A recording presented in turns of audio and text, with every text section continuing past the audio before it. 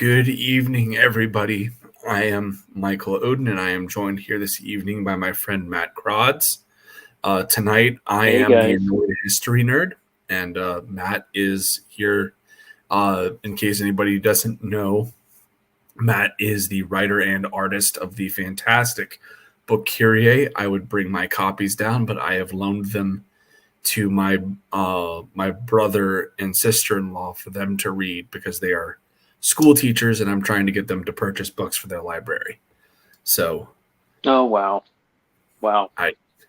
I'm speechless. Thank you. I'm so glad we streamed before a couple times, and it's always great to hang out with you again. So thanks, Michael, for bringing it on. Yes. So cool little tidbit. We will potentially. It all depends. We might be joined by history YouTuber and social media personality Pax Romana, Daily Roman Updates. I established a rapport with him when I was doing SPQR, and we are we've been having conversations behind the scenes back and forth, and I told him I was doing this, and he said that he'd try to be here, but he thinks he thought he had work this evening. So if he joins us, awesome. Be a huge surprise. Yeah.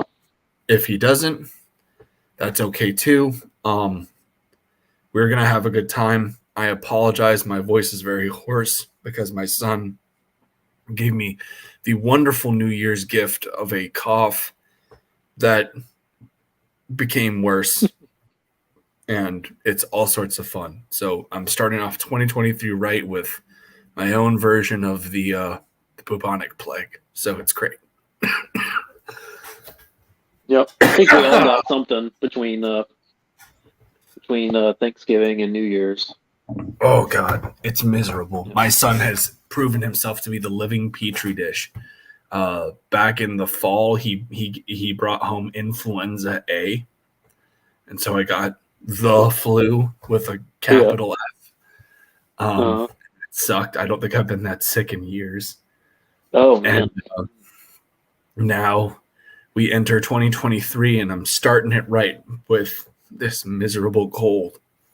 So it's good stuff. But we're here, and what are we here to talk about? We are here to talk about this crazy chick. Hold on, let me pull up. I hope the chat's ready for her. They probably know about her too. She was making the rounds.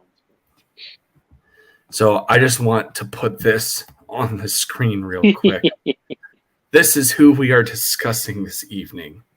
The TikToker Mom Millennial, who went viral because this genius believes ancient Rome isn't real. Now, those of you who know me, and if you're watching this, you know me because I have like 5 people here. Know that there are a few things that I hold very dear in my life. And when she initially came out with this stupid video about Rome's not real, I made a comment on Twitter. I left it at that.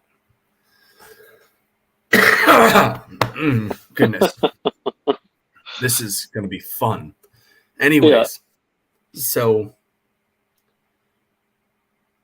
then it came to my attention that she had also had a theory prior to this on Alexander the Great as a woman, and I subjected myself to that torture. And I was just like, nope, not feeding into this anymore. Whatever. Then last week, one of my friends who must hate me deep down sends me a message and lets me know that she went after King Arthur a few weeks ago. So she's hit the holy trifecta of things that I very much give a shit about. And I can't stay silent anymore. So what we are going to be doing is we are going to be talking about all of her silly bullshit. going to be glorious. Starting with that hair, by the way, did anyone ever figure out if that was a wig or no? like That's her real hair. That's her real hair. All of that is her hair, both types. That's crazy. Yeah, wow. She's just nuts. Let's welcome to the people in the chat. We've got Unhinged here. The first person here in the chat was Neff, saying "Hail nerds." I mean Awe Nerduli. So I responded with Awe Neff Judeus, which Neff that means hail Neff the Jew. So you're welcome. It's time, yes. If Caesar calls, I will come. Yeah, I hope that he comes in. If we get Pax Romana on here, it'll be great. Yeah. Especially since I'm apparently tying, so it's all good. I still suspect, like, I'd like to ask him if he actually runs that account himself, or if it's he does. He runs all of it. That's incredible, because he's single-handedly like holding down like a whole section of the internet. He is one of the funniest dudes out there. I love him to death. I'm actually wearing one of his merch pieces right now. I'm wearing his Sol Invictus t-shirt. Oh, nice. Good Christmas shirt. Of course, because as you do. There is only one Restator Orbis, and that is the great. Yeah. Yep. Means being Aurelians. Odin should date her. He could fix her. So, fun fact: this thing has produced progeny and is married. That's why she's called Mom Millennial. Is that she is a mom that is a millennial. So, just think about that. This has produced progeny. There are children with this as a mom. Anyways, is there any way to because I feel like she's, I don't know. Maybe we don't have to rate her 1 to 10, or maybe we do. But is there any way to stand outside of her views and just say, okay, she's a 7. If you just saw this and you were like, well, if she actually gave a crap about her appearance, she'd probably be probably be an attractive woman. Yeah, if she could get the top half of that hair figured out or something. I can barely fix myself. Crazy Matt is correct. I'm dying. And then Unhinged says, you aren't banging their personality, and you're technically correct, Unhinged, but you do have to deal with their personality on a daily basis. Which, I mean, kudos to the man that is her husband, because I would not be able to deal with that at all. Anyways, moving beyond that, we're not going to be bashing on this person personally. The problem here isn't she might be a very nice person. Don't really care about that. The problem is that her historiography is wrong on pretty much every level.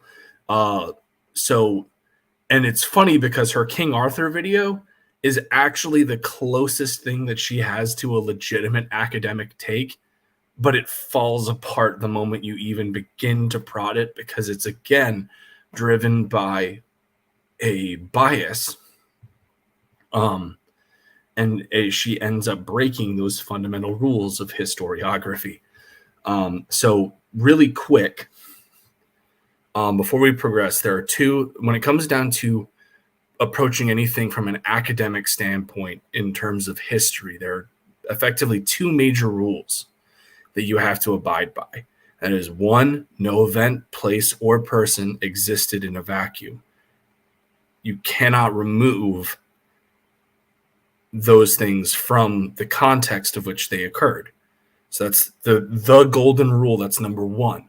Number 2, when you are trying to prove your hypothesis, you cannot remove those facts from the context of which they appeared in. So as an example, let's say Abraham Lincoln was giving an anti-slavery speech, but in it he acknowledges the Southern viewpoint at one point. You cannot take a quote. You cannot take that quote and then go and say, Abraham Lincoln was actually not an abolitionist, because you're removing it from the context of the rest of the speech where he says slavery is bad, right? Just using this as a very basic example to try and help those are good understand. rules. Like this is how being a historian works. When you are doing this, those are the rules that you have to apply to everything. You cannot just go, oh, well, I believe this, and so I'm going to warp facts, the historical fact, to support my viewpoint. No, the facts have context. You can't remove them from said context. And this is ultimately what Momllenial does, and pretty much everything that she does. Oh God, the chat is going bonkers. Yeah, they're having fun. So Crazy Mad brings up the important question. What did she say? I'm unfamiliar with her. She became a big deal because she said that specifically the Roman Empire never existed, and it was a fabrication designed by the Catholic Church to aid the Spanish Inquisition. That is what that was the major thing that blew her up for. And then so she had that, and then prior to that, she had Alexander the Great was a woman, and then now she is saying that King Arthur was actually a pagan god, Christianized, and we will get to that. See, all of these topics are fun, wouldn't you say, chat? Like, and Mike, like, it's like you kind of want to hear. They're just weird enough that you kind of you wonder, like, well, what's she getting at? Like, I actually, you want to tune in, which makes me suspicious. Just coming out, like sometimes I'm trying to figure out how she monetized this or anything. I mean, she was just doing this on TikTok. She's right? a TikToker, so I'm sure that there's some form of monetization. Yeah. So to address some things in the chat, worked. Odin, did you make that meme in your thumbnail? Yes, I did. And Nefarious is giving credence to something that Dean had said earlier about, but what if she's right and she's not? You can't fix her. Don't try to fix her. So King Arthur was a Roman, and was King Arthur a woman too? No on both. Actually, maybe to Roman. That is actually something that I will be addressing. So the answer to that, this is something that I am going to talk about. There was a historical figure. Oh my God, no shit. Guys. Here we go. Guys. We just had a very important person pop into the chat, pop into the green screen. May I introduce Pax Romana? I really wish that I had some, like, Roman music to play right now. You there? His screen is black. So what I'm going to do is I am going to remove him when he pops up onto the actual thing, but I think he's actually planning on coming to hang out. Oh, this will be so much fun. Thanks for stopping by, Pax. We will see. There he is. He's in the chat. He's saying, yep. I cannot hear you, man. Here, let me add you to the stream again. We'll see if it works. Yeah, you might just need to switch what your input, your audio input is. In the settings under more camera audio. This will be a treat, chat. You guys are going to enjoy him. So fun fact, she actually kind of made his career. His biggest video was him taking down Momllenial's shenanigans. Oh, that's right. Yes. Was this late 2021? Something like that? Yeah, I think so. Oh, this will be good for him to he popped out. He's probably popping back in. If he's on his phone, he's probably playing the fun game of phone tag with StreamYard. I've been there before. We'll hopefully get him back in here. But anyways, that's really cool knowing that Pax is probably going to be in this. This is going to be great. So, make sure to like, share, subscribe, guys. Yes, please like, share, subscribe. And when he comes back in, what I'll do is I will add his YouTube information to the video because he is freaking hilarious. I'm not sure if you guys have seen. I'm not sure, Matt, if you have seen. He has this mini series that he does with doing ancient battles like they're commentated on by a modern sports commentator. Oh no, I haven't seen that. Oh, what a great idea! Hilarious. The one of Boudica is like genuinely made me like do a spit take. It was great. But anyways, let's see. So do you want to go chronologically through her? Yeah, that's what we're gonna do. Is we're gonna we're gonna start with Alexander. Unfortunately, her original TikTok I think got blamed because all of the videos that she made about Rome and Alexander the Great are like gone. I can't find them. That's so sad because it's like you find a lolcow like this unique, this insane. I feel like you don't want them to nuke their own account, I feel like you need to keep them visible so that they're always there for a laugh, I'm already like nostalgic for the Rome takes that she used to have, but that's what you get. Those were interesting. But anyways. But you do have the Alexander one. You said that you were able to obtain that. Well, these were etched into my brain because they are so bad. So effectively, her theory was that Alexander III of Macedon, better known as Alexander the Great, was not in fact a man, but was a woman. And she had very set bullet points of why she believed this and what have you. And it goes from like bad to really shitty Twilight level fan fiction. With just like no historical basis whatsoever. And you're just like, what the hell?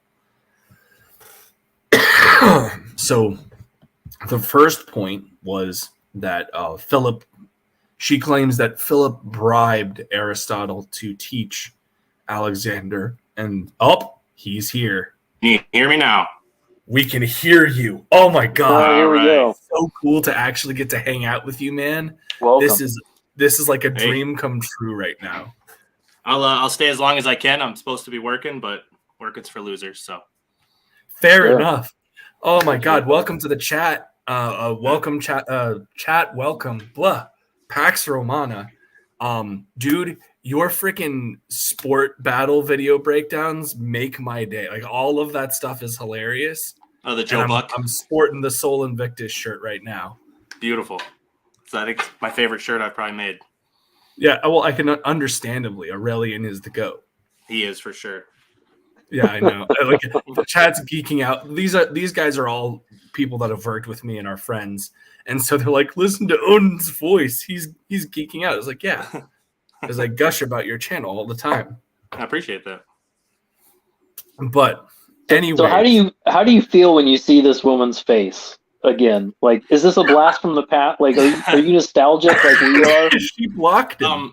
Yeah, what's disappointing is she actually blocked me. But I made like a separate TikTok account and Twitter account so I can still read her stuff because it's so exciting. Yeah. But just her face inspires rage in me. Yeah. Just nothing about it. She's like that terrible substitute teacher.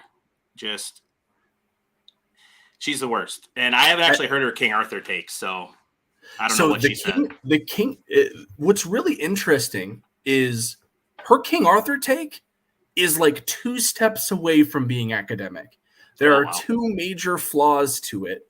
One is like the obvious, we're blaming everything on the Catholic Church. And it's actually really interesting because the way she puts it, it's actually inverted.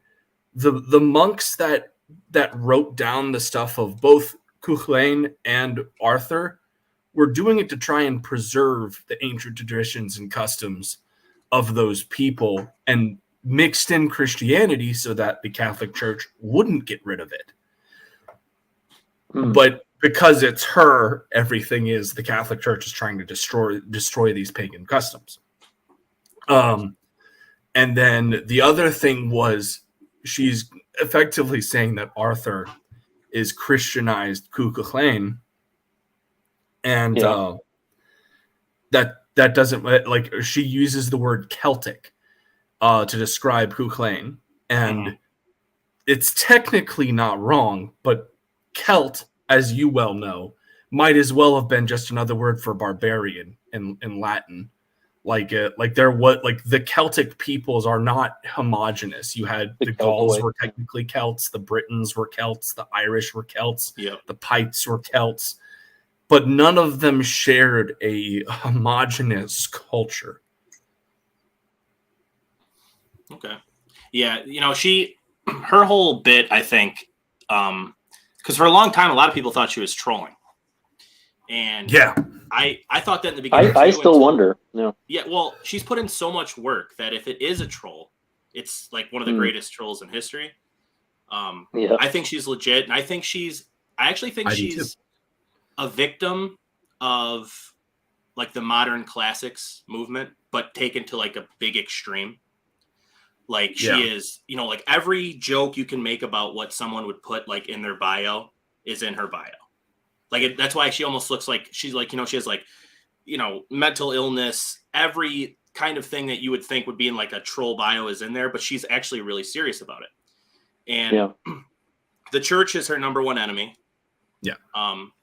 And she claims to be Jewish, but I don't think she's like a practicing, you know, like in Judaism is a bit of like a mixed thing where like you can be culturally that and not really practicing, and you can be a practitioner and not really be culturally.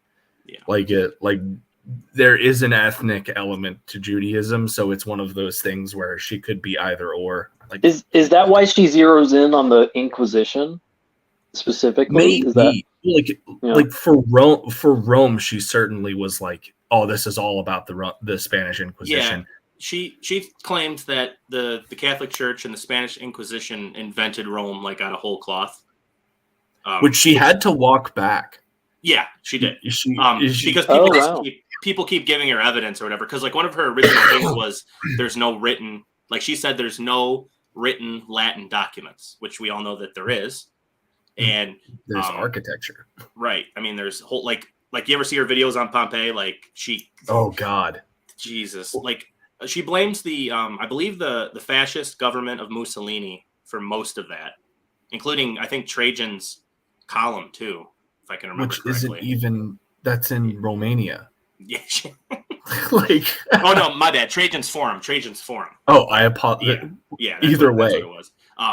So yeah, there's always some sort of modern reason why Rome exists. You know, it's like usually it's fascists and white supremacists that made up Rome for some reason. I don't know. She still could never answer why the Catholic Church would invest so much time in creating like glorious stories about a pagan empire. But well, it's you know, it's one of those things where I think that, you know, she inverts the concept. She says, oh, well, the Catholic Church created Rome to gain legitimacy from it. It's like, well, no, the Catholic Church did gain legitimacy from Rome because they're headquartered in Rome. It's Rome, they gained a lot from that, and they did use it, absolutely. But it's because of everything that Rome accomplished and how it influenced the world that they were able to legitimize themselves that way in the first place. It's like she's constantly just inverting the concept, and she's breaking at the beginning of the stream, I explained the 2 cardinal rules of historiography.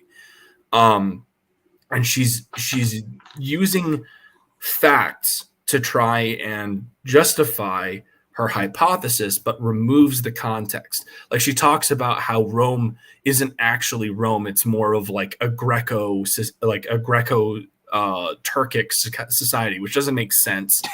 But like there is some truth there because the Greeks actually did go and make colonies in Sicily during the like the beginnings of the golden age of Greece and everything like that, because outside of Boeotia, Greece is kind of a shitty place to live if you're a farmer. It's very mountainous terrain. There's not a lot of good farmland. So they would send out colonists to go and colonize in Sicily and southern Italy. And there is a lot of Greek influence on Roman culture. That can't be denied. But do you think that there's something interesting from the other end, though, too? Like, because I find this kind of interesting, and maybe people of her generation, maybe millennials, like just don't pick up on these things, or they're not educated like they don't learn about it very much. But there is an aspect where there's Rome, there's historical Rome, and it has porous boundaries, like you're pointing out throughout its history. It's a concept, and we draw a circle around its around where it is on a map, but it's porous. But then on the other side, like going into like the 19th century, Enlightenment era type, like there is a Rome of that era too, of this. There is like almost an it's real in a way, but it's also an imaginary Rome in a sense. Or you could talk about 15th century Inquisition. That there's an idea behind Rome, right? That's what gets all of us so excited about Rome. It's not just a spot on a map, and it's not just an empire. It is an idea, or it's been a lot of ideas, I guess. And those things do kind of change depending on which barbarian picks up and adopts it and says, I am also Rome, right? Like, like Queen Elizabeth, like Elizabethan England thought of itself as inheritors of Rome, to the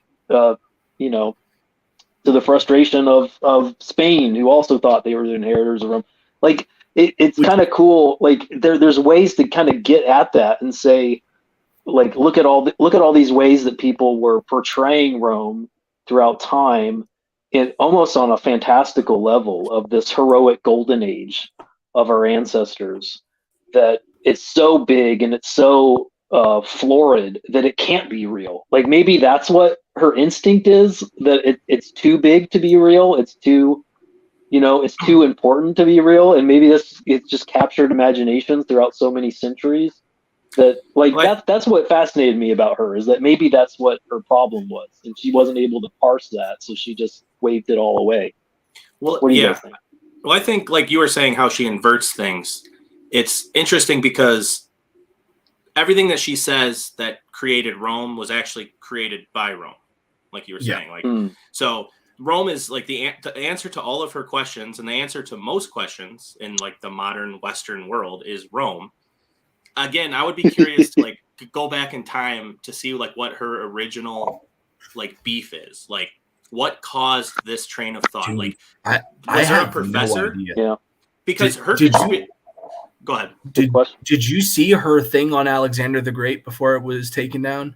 He was a woman. Like that shit is just straight up. Like the longer it goes on, you just go, dude, what? Right. Like that's seared into my mind. I will never forget. Like I was telling Matt before the stream, I was like, yeah, I don't have videos of the Alexander the Great one, but I know exactly what she was saying because it is out there. Like, well, I know that there's like she didn't come up with this Rome isn't real theory, right? There's okay. I think it's a I can't remember his name, but I believe it's like a Russian author or scientist. I don't know what it is. Of course, it's a Russian author. He's everything cool. He's Slavic, I believe, but this is his whole thing, and he's some kind of conspiracy theorist guy or whatever. And I think that's where she got this from. So I don't think she invented it like truly herself, which makes sense. Yeah, it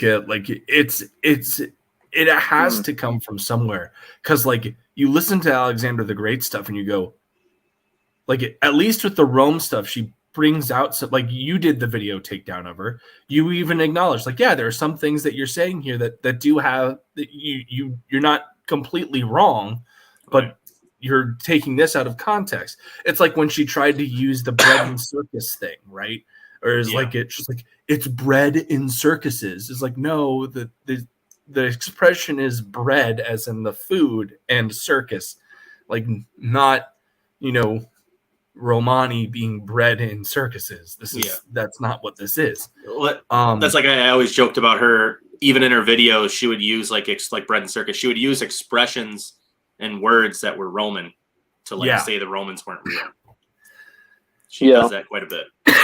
But then you look at this Alexander the Great stuff, and it's like Hephaestion is Alexander's son and Bucephalus is a sperm donor.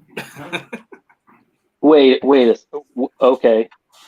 Yeah, Matt. I told you that it goes from bad takes and even just like wrong stuff. Like, talk about Black Bull. Like, it's like a horror.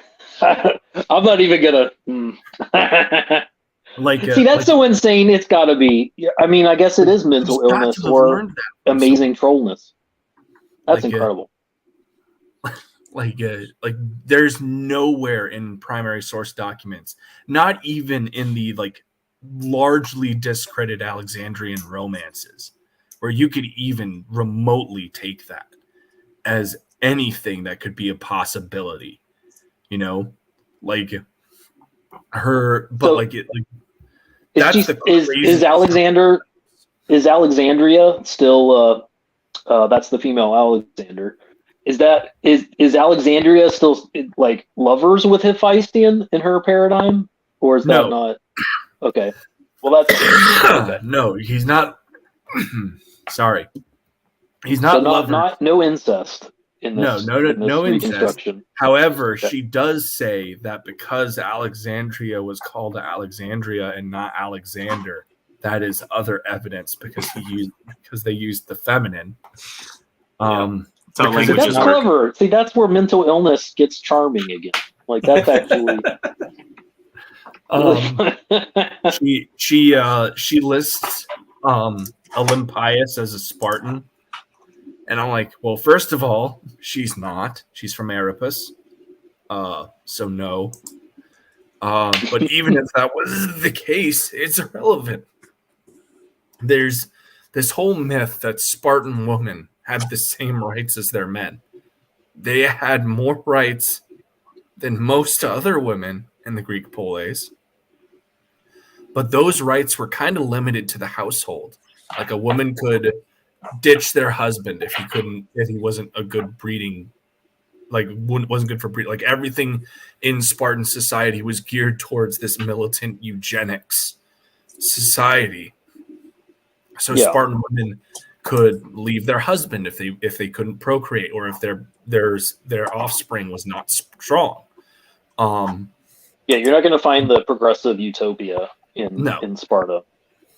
And women ran the households and could own property, but that's about the extent of their rights. So it's like, using that's not really a thing. I think too with her, and like I said before, is it's like a product of the modern classicist movement, where modern politics have become synonymous with the ancient right. So it's like, you can't. There's a lot of, even like on the internet, like a lot of times there's like these like meme accounts like me or channels like me, but they're so caught up in like the modern political movements with mixing it with like the ancients that's what she is, but she's taken it to like this different level. Yeah. So if you like, she kind of reminds me of those, we'd say like Afrocentric, where like Africans are like, they say they were the original Japanese, Native Americans, Egyptians. Yeah, we was kings. Well, exactly, we was kings, and she's that, but with not maybe a specific ethnic group, but just like she deletes like certain periods of history. She flips genders like it's an anime. And she and I think she's just like, she's the worst example of it, but there's a lot of what she does now in like the modern, like, for example, I don't know if you guys listen to podcasts, history podcasts or whatever. I do. Find a history podcast with someone that's like 40, 50 years old, and then compare it to someone who's like a 20-year-old college student, and you're listening to two different worlds of the same history. That is very true. Two wildly different worlds. And she is like I said, the epitome of like that movement. Neff has some choice words for you, Pax. You leave Astolfo stands out of this.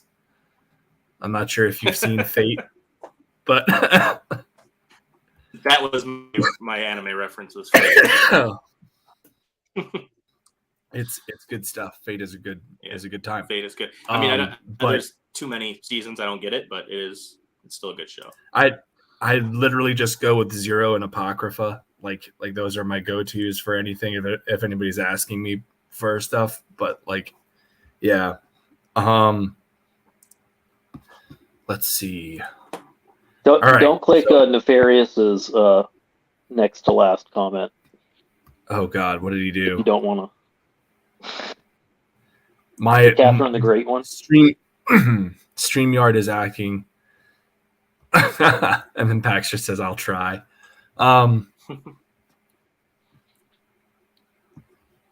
Anyways, sorry, I had a complete brain fart there. So what we're gonna do is I'm actually gonna put on the King Arthur video. Oh, good. Because we do have that. So, all right, let me make sure that my thing has the audio. All right. Also, the skunk is gone now. She's just gone full silver. Yeah, she's just gone full. I agree, because it's interesting on like 4 levels. So the story of King Arthur is a Christianized version of British Isles Celtic mythology about Cuchulainn. There's actually been a lot of academic research on this between the parallels. Pause to keep reading. And Cuchulainn is just a reimagining of an even older myth about somebody named Santa. Santanta. But it makes sense that Celtic mythology would glom onto an older local demigod or hero and attach Cuchulainn to it, because while Celtic culture shared material culture and religion and a base language, they did not share genetics. This dovetails into what I've talked about before, which is around 2000 BCE, 90% of the British Isles population was overturned by Central Asian migration. And then more recent genetic clustering showcases that all of these peoples in Western Europe were different, but shared a culture. The modern equivalent of that would actually be the United States of America. Our imperial empire is a diffusion of culture. Everybody's got Americanized stuff, but they're still themselves. So yeah, King Arthur and the Knights of the Round Table are just another example of how the church tried to absorb any mythology that it could not expel or destroy.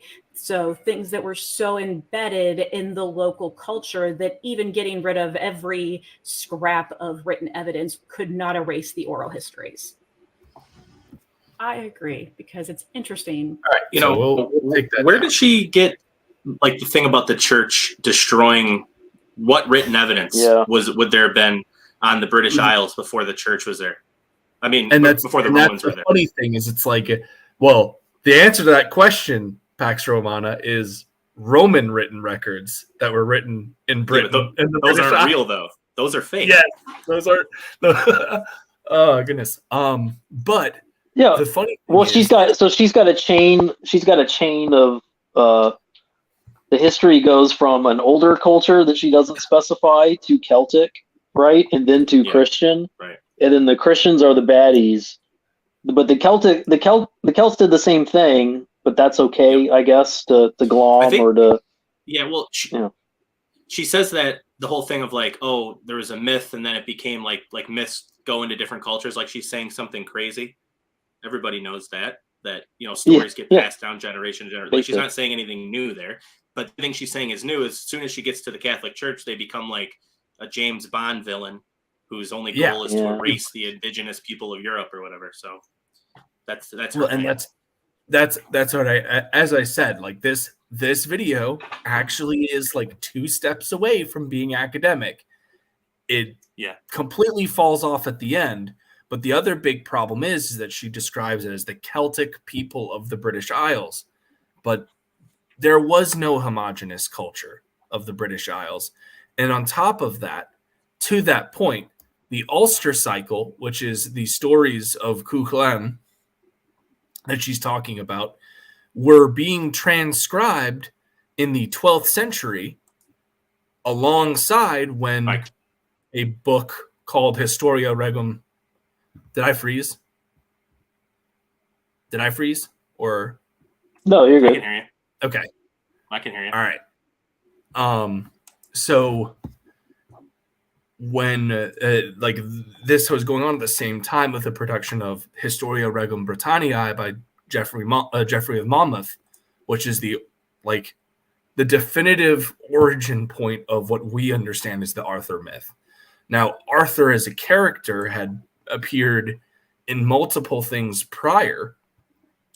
He was listed in the Historia Britonum and Annales Cambria as a Dux Bellorum that fought at the Battle of Baden Hill. And then in the, I'm probably going to butcher this because it's Welsh, in the Anglinian y Bedaw from the Black Book of Carmarthen, which is a list of all the grave sites of ancient Welsh legendary heroes. He is listed along with Bedivere and Gawain. And that gets back. That's about 100 years after his death, right? Don't we get? So we don't know exactly when the. I'm just going to call it actually like the English translation is the stanzas or verses of the graves. So this document was way older than the Black Book of Carmarthen, which was produced in the 13th century, and it was the first written work of the Welsh language ever produced. Okay, and so we can't get farther than that. That's kind of the event horizon. But like it was complete, like the way that the verses of the grave are.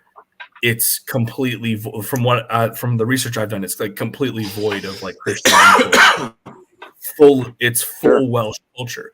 So it once again is one of those things that she says, "Oh, I've done this academic research," except no, you haven't. Like I am somebody I've read probably more Arthurian lore than anyone I know. Well, it's like all Arthurian lore. Go ahead. Oh no, you go. Okay. Well, Arthurian, all of that lore though, and everything that she's talking about, we're all like Christian sources. So everything she's discussing is written by Christian historians. That's like kind of like with the neo-pagan movements now, where like the only thing we know about pre-Christian Norway and Denmark is because of Christian sources later.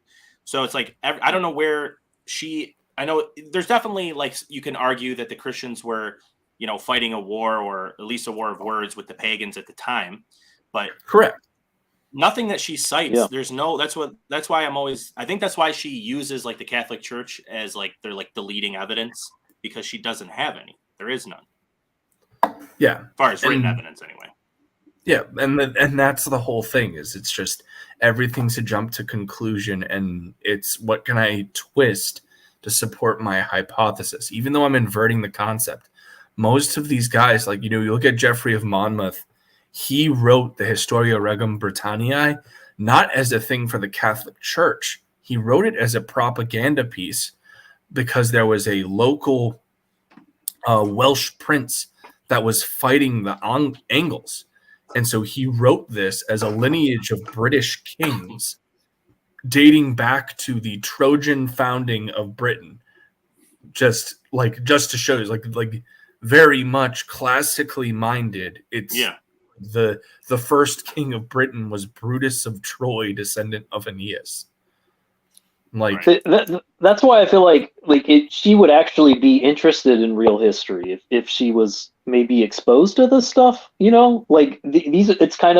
It's like if a woman like this, almost, if she met the like Giga Chad pre-modern historian who just said, "I made it up to make the current king look really awesome with his subjects, and it's a foundational myth in our culture now as a result." Like, that's actually an interesting thing to talk about. Like, it's kind of cool.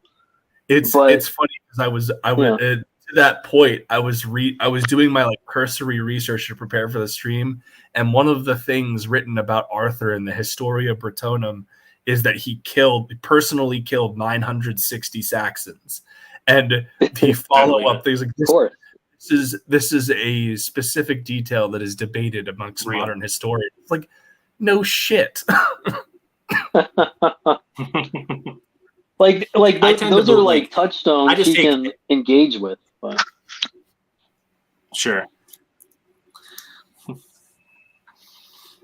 But yeah, I tend to just believe ancient historians for their word. Like when I just like I know the meme like, where's your source? I seen it in a dream. I think it's because it's like, one, it's more entertaining, it's more interesting, and all the best histories are narratives. And I think that her issue is like she is totally against like the great man theory of history, right? She's totally against telling history in any sort of narrative, really, because she thinks it was all written by the Catholic Church. And then that's why I just think part of the pushback she gets is because she's making history not fun. Yeah. It's one of those things. It's like, what, like I actually agree with that to an extent, because it's like, what other motivation could she have? Is like, I'm just going to piss on people's days. And you know what's really unfortunate is that there are people who buy into her bullshit. Oh yeah, She's got fans. Seen people defend her, and my jaw hits the floor. I was like, how? Where are her primary sources? Where is she getting any of this stuff? We have literally hundreds of primary source documents from the period. We have architecture. Like, Rome exists. You can go and walk through the Forum. It's not in good shape, but you can walk through it. Like, but you said she walked that Rome isn't real argument back a bit. Where'd she walk it to? Like, what is because people were calling her out and being like, "Look, man, there's an entire look at the architecture is consistent in all of these areas. It showcases the Rome is kind of real, I guess. Like, at least the buildings. There was a Roman empire, but it was more like Romani. They were just traveling. It's like, shut up. Like, no. Like, that's all where the whole bread and circuses thing came in, because she was trying to say that the Romans were Romani and that they were a migratory people that would go in and I guess just kick people's ass for shits and giggles and leave. Like, see, that's fascinating. That's so crazy. That's so batshit crazy. That's really fascinating. But they just like wandered around in their carriages and took over everybody else's stuff. That's so weird. It's great. Good content. It's like she admits that these things are there, and she's like, yeah, well, the Romans were the Romani people, and they would go and have circuses and do all this, and that's where the expression "bread in circuses" comes from. It's like, how far are you willing to stretch your bullshit? Because it's the country of Romania must hate her. Oh God. My buddy shits on everything, their whole past. Like freaking, my buddy was just deployed in Romania and was just like, I have no idea where she got the idea that Trajan's column was a lighthouse. Sure, lighthouse in the middle of a landlocked country. You are a fucking idiot. I haven't checked her TikTok in a while. But I was hoping she would make a video on Spontanean, because that was kind of big there for a minute. I'm currently trying to make a video on him, but it's taking forever. But I was hoping to see her take on like a newly discovered Roman emperor, since, you know, Rome's not real or whatever. Plus, he was from the guy, the emperor that never existed. Yeah, right. I'm sure she would have a fantastic take on it. Oh yes, yeah. No, I'd love to see that. Just touching again on what you said, Pax, with the old that she's making history not fun anymore. I guess that's why. Like what you and her do, like you're operating in a similar space, but because of where you're coming from, you can do it with memes, whereas she has to do it like she has to actually do it with like she has to only present herself seriously, and then just make these TikTok arguments out of thin air and have that kind of, you know.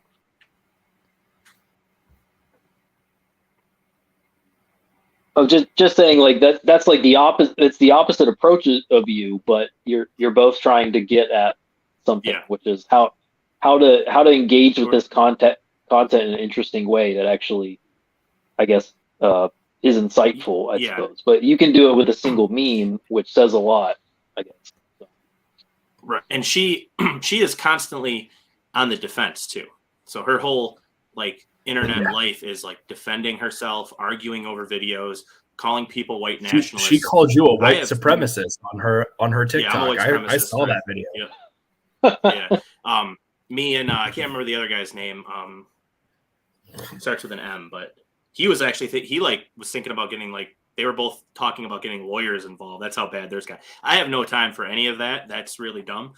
But I've gotten into online arguments, but that's not worth it.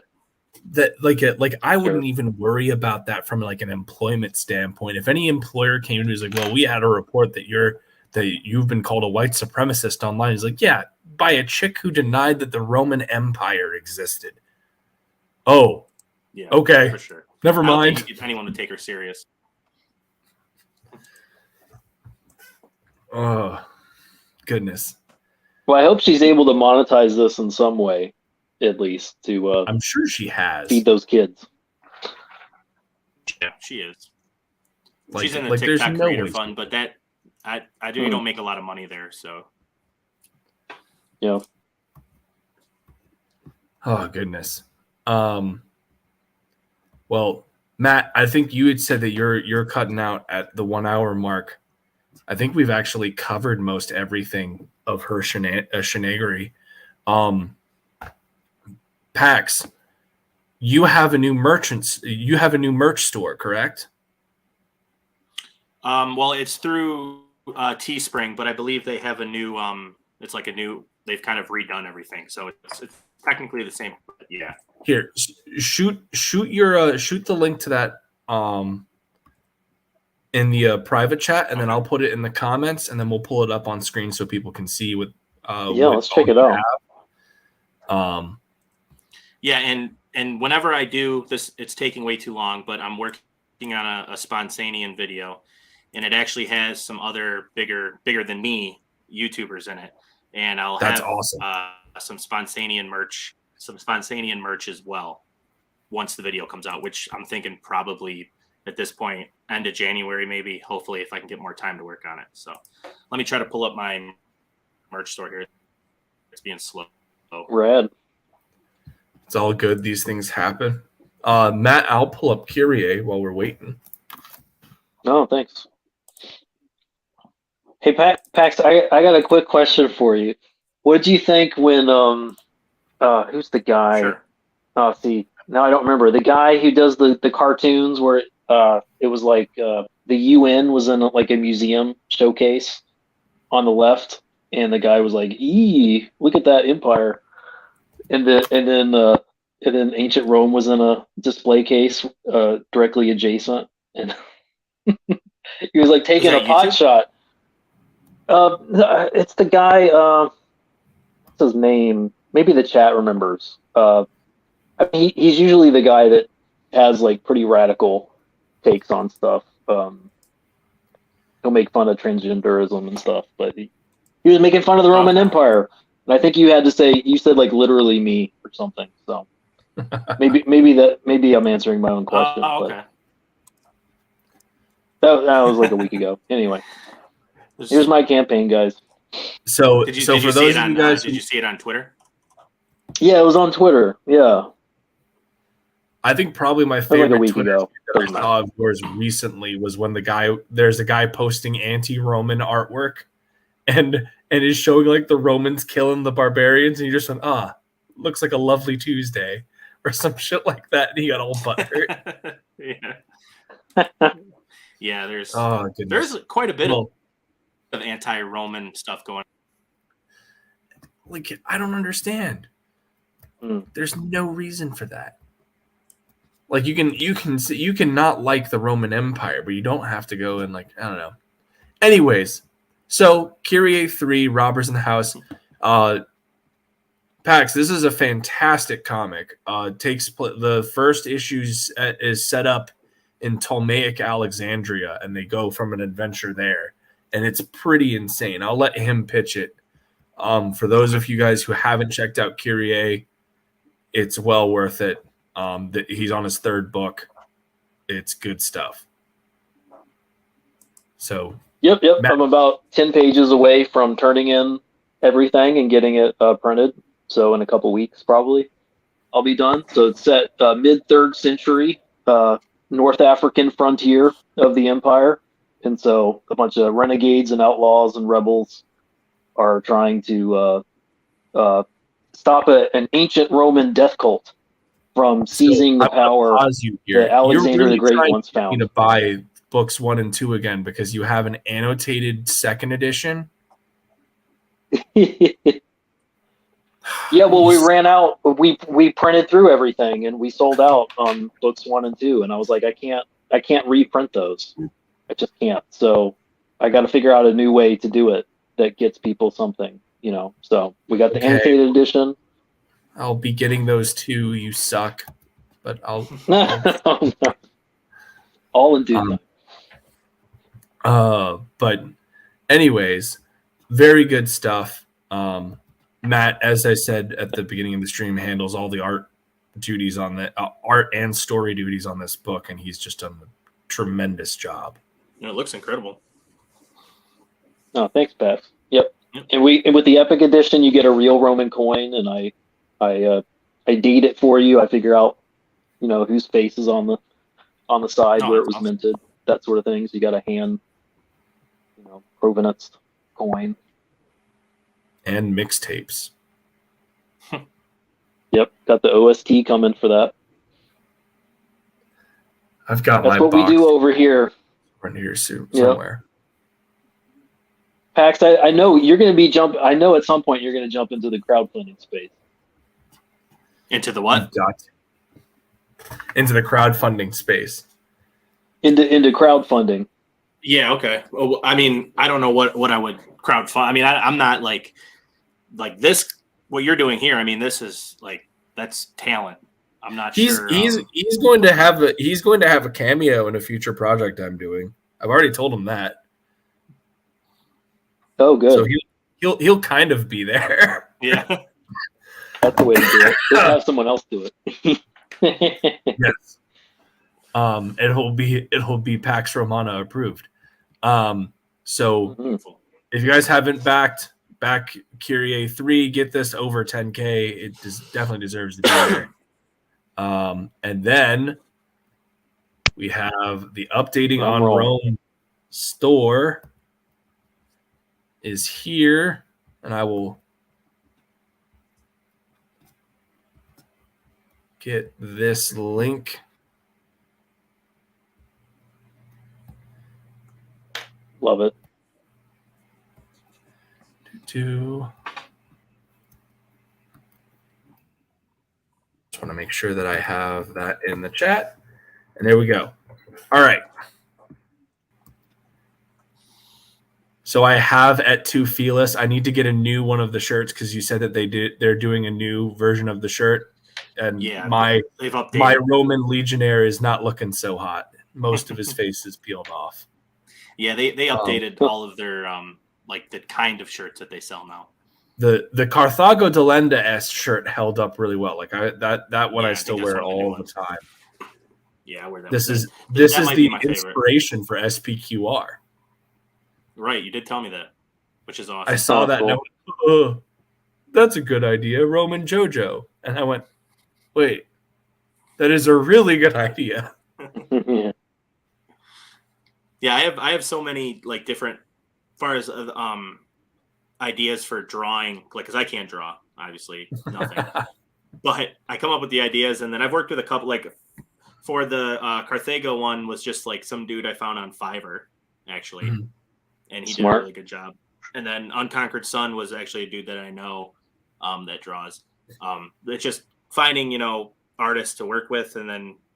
For me right now, the big issue is just having enough time to focus on this and the YouTube channel. I just don't at the moment, but hopefully 2023 is better than 2022 and we can get back to making Roman stuff. Absolutely, man. And as I said, I'm currently wearing a piece of Pax Romana merch. I'm wearing his Sol Invictus shirt, which is right here, the Unconquered Sun. Always necessary to throw some love at Aurelian. For sure. And does the Roman the Wojak at the top, does that come in sleeveless? Yeah. Oh, great. All right, I'm you mean are you talking about like the tank top for the top one? Yeah, the Etu, yeah. Oh no, one I don't think it does. Yeah, that I'm not sure. I mean, I can always add it if people are interested, but I don't think it's there at the moment, no. I mean, that's a great, yeah. I mean, it's just amazing that you're like, when people think of like Roman Wojak, like they think of your account, buddy. Right. Like that's quite an achievement.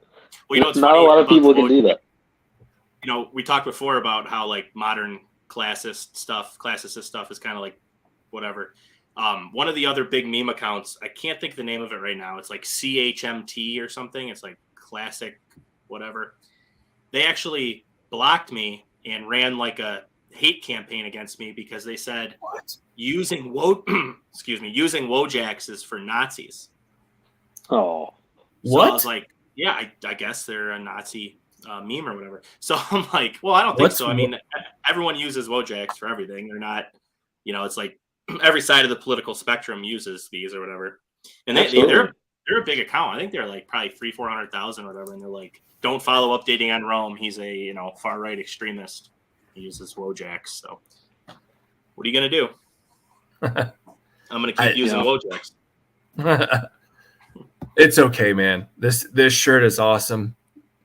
Yeah, man. Like I have enjoyed everything that I've gotten from your store.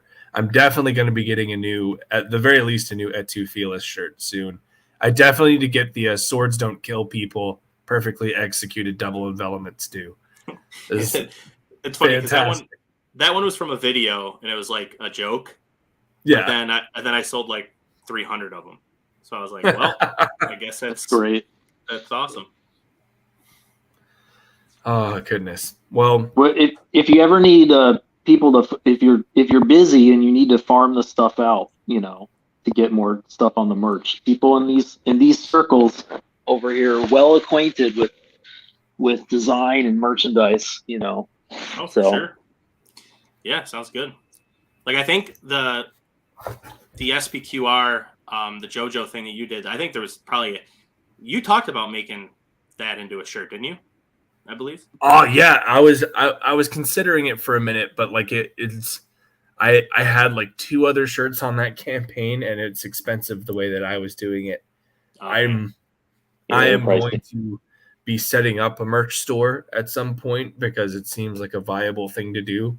At this point, I have several books under my belt. I've got Elysian Fields, I've got The Embrace, I've got SPQR, and I've got 2 or 3 more books coming out here next year.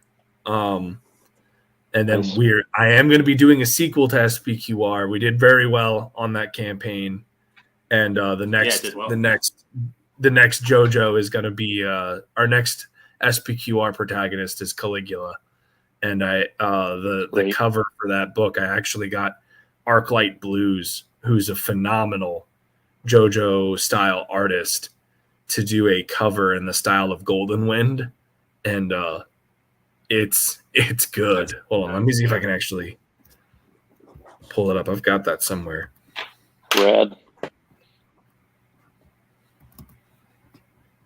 Is your campaign still open? Are you still selling SPQR? No, it was supposed to be a really short campaign with a fast turnaround, but there were a lot of issues on the back end of getting certain things done.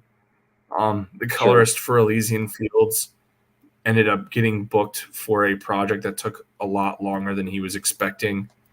And then Kyrie kind of blew up after I used her for SPQR.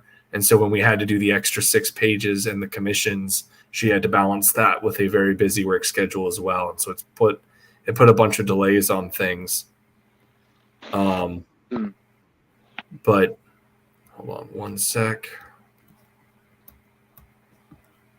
I hear you. It's I kind of like, there are days I wake up and I'm like, why aren't we just all making t-shirts or something? Like, why are we working this hard, making less money, with stuff that, like, half the times half these campaigns don't even fulfill, our campaigns always fulfill, but you know what I mean? Like, it's such a high risk, low reward thing to do a comic when you could just be doing merch, It just seems merch makes more sense, it seems.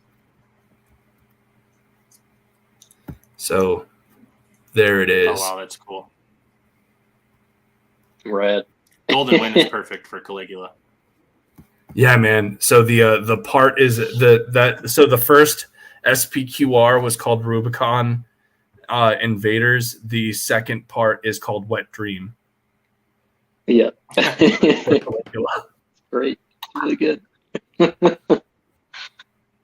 So yeah, that's gonna sell.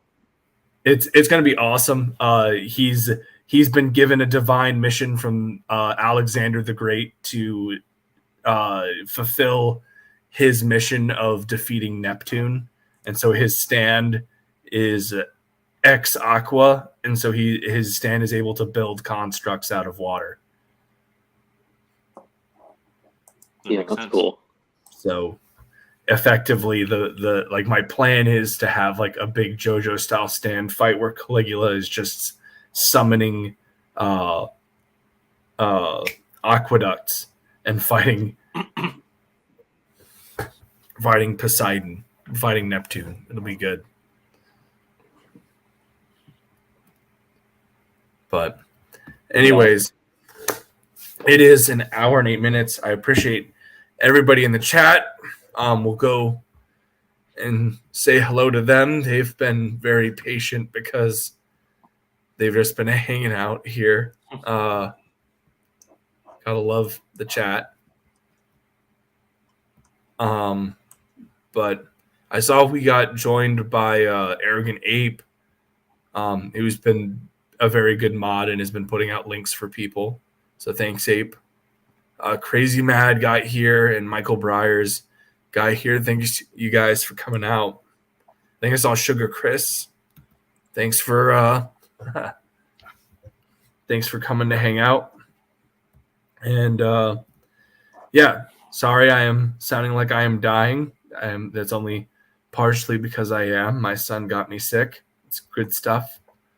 But Pax Romana is such a great time hanging out with you. Love to do this again at some point. For sure. And Matt, always a pleasure. Thanks for coming out. And it was fun talking shit on Mom Millennial for an hour. So, chat, absolutely. You guys have a good evening, and we're going to end it here. So.